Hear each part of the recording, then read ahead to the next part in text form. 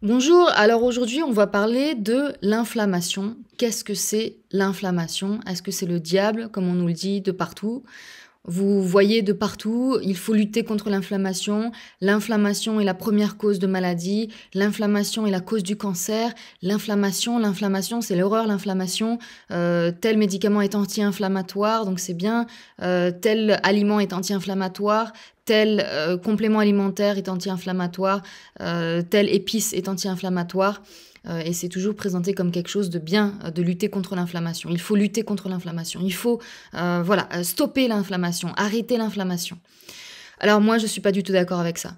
Non, il ne faut surtout pas arrêter l'inflammation. Il ne faut surtout pas arrêter le processus de l'inflammation. On va voir ce que c'est la définition de l'inflammation. Alors juste avant, je vous demande de bien vouloir mettre un petit pouce en l'air sous cette vidéo. Moi, ça m'aide à être plus visible sur YouTube. Abonnez-vous si vous voulez être tenu au courant de mes prochaines vidéos. Je sors au moins une vidéo par semaine sur la santé au naturel. Et puis, vous pouvez aller voir mon site internet thecandidaslayer.com. J'ai un blog où j'écris des articles sur différents remèdes naturels. J'ai aussi un cours sur comment guérir son intestin. C'est un cours qui comprend un livret ainsi qu'un suivi personnalisé. Chaque semaine, vous pouvez me poser vos questions en direct. Et vous pouvez également réserver une séance de coaching privée avec moi si vous avez des questions. Vous pouvez aussi rejoindre mon groupe Facebook. Tous les liens seront dans la description sous cette vidéo. Alors l'inflammation, allons voir qu'est-ce que c'est. C'est quoi la définition? Parce qu'en fait, il est important de bien comprendre le sens des mots qu'on utilise. Si on parle d'inflammation, il faut savoir de quoi on parle. Et si on dit que c'est pas bien, faut expliquer pourquoi c'est pas bien l'inflammation. Donc c'est parti. Donc on va voir la définition de l'inflammation. Je suis allée sur le site Larousse, voilà, j'ai tapé inflammation Larousse, hop, j'arrive sur le site de larousse.fr. Une inflammation se manifeste par 4 signes principaux: rougeur, chaleur, tuméfaction, entre parenthèses gonflement, douleur. Lorsqu'un tissu subit une agression, des cellules spécialisées libèrent de l'histamine et de la sérotonine qui stimulent la vasodilatation dans la partie affectée, ce qui provoque rougeur et chaleur. Les capillaires surchargés laissent échapper du liquide qui s'infiltre dans les tissus et entraînant un gonflement et causant une sensation douloureuse provoquée par la stimulation des terminaisons nerveuses. L'inflammation s'accompagne généralement d'une accumulation de globules blancs qui contribuent à l'assainissement et à la restauration des tissus endommagés. Voilà. Alors, est-ce que quand on lit cette définition de l'inflammation, on a l'impression que c'est quelque chose de mauvais?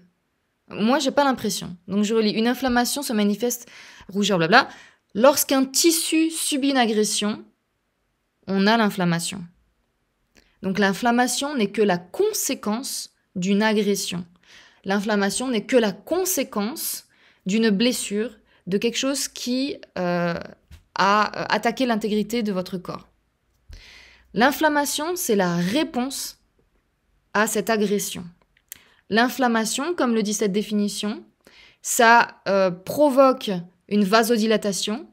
Cette vasodilatation fait que ça envoie un liquide dans la partie blessée, un liquide qui est rempli de globules rouges, de globules blancs. Les globules blancs, comme le dit l'inflammation, servent à l'assainissement et à la restauration des tissus endommagés. C'est une réaction de défense de l'organisme contre les agressions. Donc c'est ça l'inflammation, c'est une réaction de défense. Faut-il stopper le processus d'inflammation? Surtout pas, parce que c'est comme ça que votre corps guérit, c'est grâce à l'inflammation. Si vous avez une inflammation, il ne faut pas dire « oh là là, il faut l'arrêter ».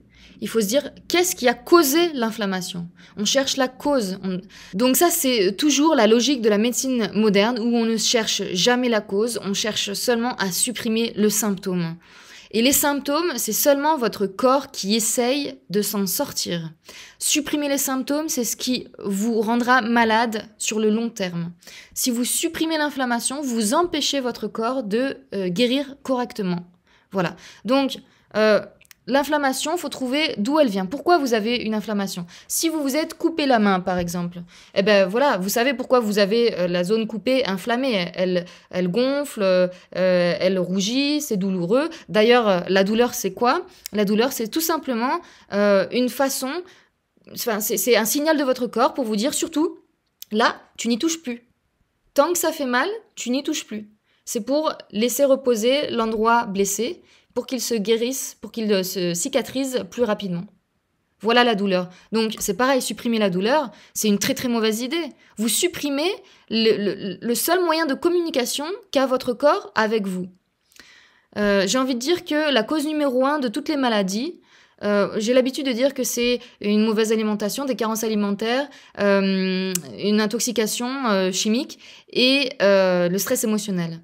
Mais en fait, la cause numéro 1, je pense bien avant ça, c'est la coupure qu'on a avec notre corps. On nous a appris à ne pas nous écouter et c'est en arrêtant d'écouter notre corps que l'on devient malade, puisque notre corps est intelligent et tout ce qu'il nous dit, tous ces signaux, c'est toujours pour sa survie, pour aller le mieux possible.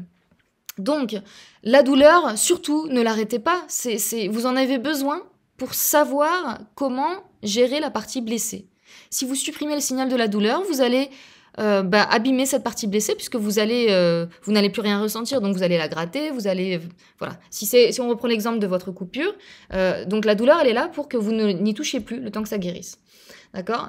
Donc l'inflammation, c'est quoi? Eh ben, comme on l'a dit, c'est les globules rouges, c'est les globules blancs qui arrivent en grand nombre au lieu de la coupure pour la désinfecter naturellement, pour enlever les petites poussières. C'est le rôle des globules blancs. Et tout le liquide qui arrive et qui fait gonfler, eh ben, c'est bourré de vitamines, de minéraux, etc.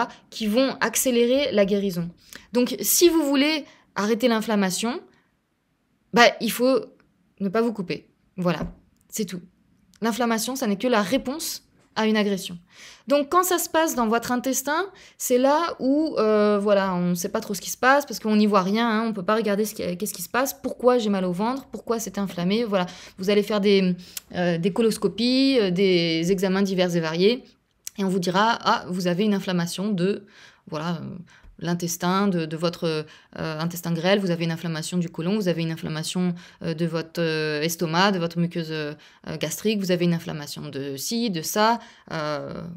Oui, qu'est-ce que ça veut dire l'inflammation? Comme on l'a dit, ça veut juste dire que c'est blessé, que c'est abîmé. Donc, vous aviez mal au ventre, on vous sort, vous avez une inflammation intestinale. Sans blague, inflammation intestinale, ça veut juste dire que vous avez l'intestin blessé. Donc les médecins qui vous sortent, vous avez une colite, ça veut dire quoi? Quand ça termine par it, c'est inflammation de, donc colite, inflammation du côlon. Ça sert à rien d'aller faire ce genre d'examen. Vous savez très bien que vous avez une inflammation du côlon, c'est-à-dire le côlon blessé, si vous avez mal au côlon. Donc, encore une fois, la médecine moderne, elle sert pas à grand-chose, elle sert juste à mettre des étiquettes, et elle ne cherche jamais à guérir la cause. Donc oui, ils vont vous donner des médicaments anti-inflammatoires. Mais comme on l'a vu, l'inflammation, on en a besoin. C'est ce que le corps utilise pour guérir l'inflammation. C'est les pompiers qui viennent à votre maison en feu. Donc la médecine moderne, elle supprime les pompiers. Par contre, elle supprime pas du tout les flammes qui en sont en train de bouffer votre maison. Hein. L'inflammation, c'est les pompiers. C'est vraiment une bonne idée d'empêcher les pompiers de venir à votre maison qui est en feu? Pas du tout. Il faut juste régler le problème qui a mis votre maison en feu. D'accord? Donc déjà, il faut éteindre le feu. Et puis la prochaine fois, pour pas que ça se réenflamme, vous mettez votre maison aux normes, vous faites l'électricité aux normes, vous mettez pas de la paille partout qui peut s'inflammer facilement. Votre corps, c'est la même chose. Donc, pour guérir l'inflammation, si vous avez une inflammation du côlon ou de n'importe où, qu'est-ce qui vous a inflammé le côlon? Posez-vous la question. C'est quoi qui vous a blessé le côlon et donc qui vous a entraîné l'inflammation? Ça, je l'explique dans d'autres vidéos. Voilà, donc allez voir mes vidéos sur comment guérir son intestin. J'explique dans cette vidéo pourquoi votre intestin est blessé. Et une fois que vous supprimez la cause de l'inflammation, vous aurez plus d'inflammation. Voilà, c'était une vidéo assez rapide et j'espère assez claire pour remettre les pendules à l'heure. L'inflammation, c'est bien. Vive l'inflammation. Vous ne pouvez pas guérir sans l'inflammation.